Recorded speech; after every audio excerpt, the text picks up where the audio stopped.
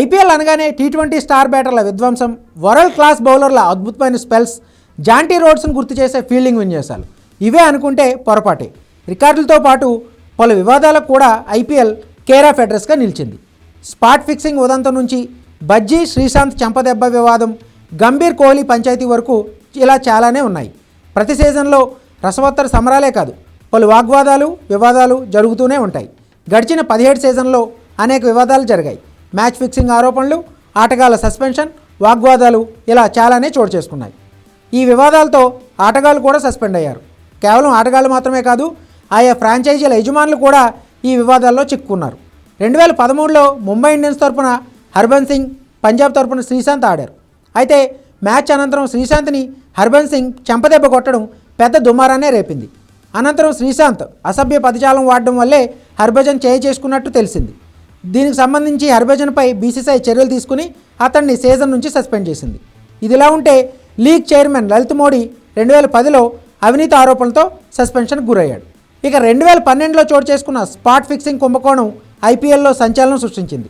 ఈ వివాదానికి సంబంధించి సిఎస్కే జట్టు అధ్యక్షుడు గురునాథ్ మొయప్పన్, రాజస్థాన్ రాయల్స్ యజమాని రాజ్ కుంద్రా పేరు స్పాట్ ఫిక్సింగ్లో వచ్చింది. శ్రీశాంత్, అంకిత్ చవాన్, అజిత్ చండిలాను ఢిల్లీ పోలీసులు అరెస్ట్ చేశారు.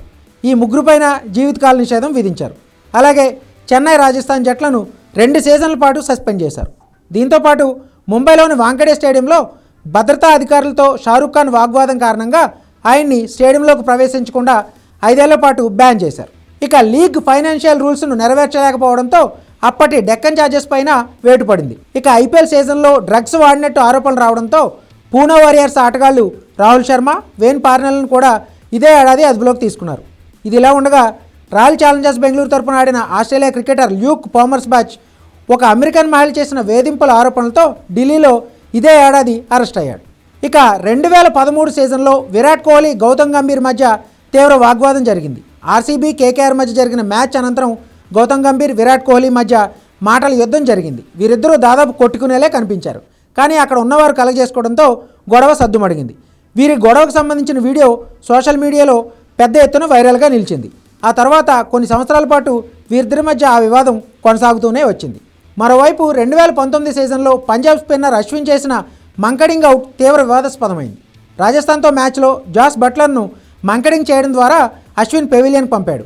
ఈ అవుట్ క్రికెట్ స్ఫూర్తికి విరుద్ధమనే విమర్శలు కూడా వచ్చాయి. అటు 2021 సీజన్లో చెన్నై ఢిల్లీ మ్యాచ్ చివరి ఓవర్లో నోబాల్ వివాదం తీవ్ర దుమారాన్ని రేపింది. Chennai bowler Bravo off stump అవతల బౌలింగ్ చేశాడు. దీంతో ఎంపైర్ అనిల్ చౌదరి నోబాల్ ఇచ్చి వెంటనే తన నిర్ణయాన్ని మార్చుకుని వైడ్ ఇచ్చాడు. ఇది కూడా చాలా వివాదాస్పదమైంది. ఇదిలా ఉంటే 2023 ఐపీఎల్ సీజన్లో బెంగళూరు లక్నో మ్యాచ్లో జరిగిన ఓ సంఘటన అందరినీ షాక్ గురిచేసింది. ఈ మ్యాచ్లో విరాట్ కోహ్లీ, మాజీ ఆటగాడు గౌతమ్ గంభీర్ మధ్య చిన్నపాటి వాగ్వాదం జరిగింది. అంతకుముందు కోహ్లీతో ఆఫ్ఘన్ ప్లేయర్ నవీనుల్ హక్ కాస్త దురుసుగా ప్రవర్తించాడు. ఈ క్రమంలో తన యాటిట్యూడ్ కోహ్లీపై చూపించాడు. ఈ వరుస వివాదాలతో మైదానం మొత్తం హీట్ ఎక్కిపోయింది.